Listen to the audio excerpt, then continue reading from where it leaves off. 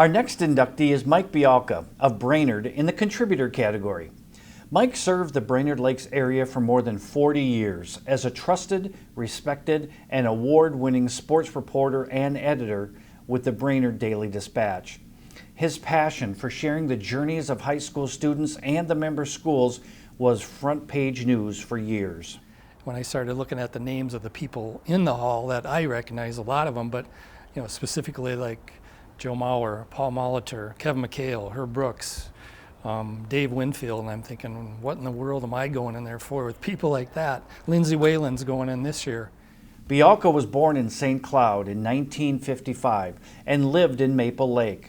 A decade later, the family moved to Brainerd, and he graduated from Brainerd High School in 1973.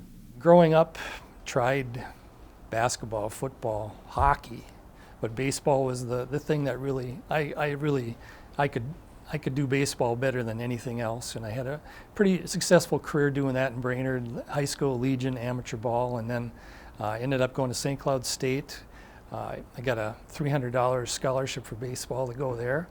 He aspired to play professional baseball and had the tools to do so as a pitcher, but a surgery on an auxiliary artery that supplied blood to the upper limbs derailed that dream. He had to think about pursuing another profession. I don't know, I was just always a crazy sports nut. I mean, my dad used to tell a story about he had some educators over from when they were in Maple Lake, and the guy said, "Oh, I see you subscribe to the Sporting News." He said, "No, that's my second grade son gets that." So I've been kind of a ink stain rich, I guess, my whole life. In school, high school or college, I was always in the library looking for the Star Tribune or the Brainerd paper, St. Cloud Times. That's just the way I knew to grow up, was reading newspapers. And I mean, I love to read. I'm a voracious reader, so that's probably what's part of it. So, as an award-winning reporter, Bialka preferred to stay in the background and let the stories unfold.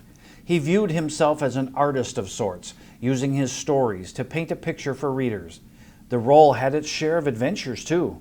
I mean, I can remember writing a football story here, and there was a bat flying around in here at like 2 o'clock in the morning, and writing, and I'm diving down to avoid the bat, and just some stupid things like that.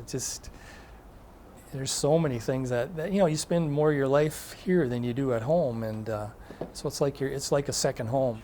It's amazing. It's been 5 years, and I still kind of feel like I still am on a deadline. I mean, to be at home at a night, it's like, wow, this is amazing. I don't have to go and start my car when it's 30 below zero and drive in and cover a game or edit, kind of thing. So it takes you a while to decompress, but in some respects, I think I've never lost that I'm still on a deadline, kind of thing. I think most people that I dealt with, I think, got along with me, trusted me, liked me, but yeah, there's always going to be people that didn't. I realize that in this profession, you're never going to make everybody happy, but I think for the most part, it's rewarding to see people out in the community, and it's especially neat to see people that you covered as high school athletes now that are doctors, attorneys, coaches, and so that's a pretty neat thing. Brainerd Daily Dispatch publisher Pete Mose says Bialka is a very deserving Hall of Fame inductee.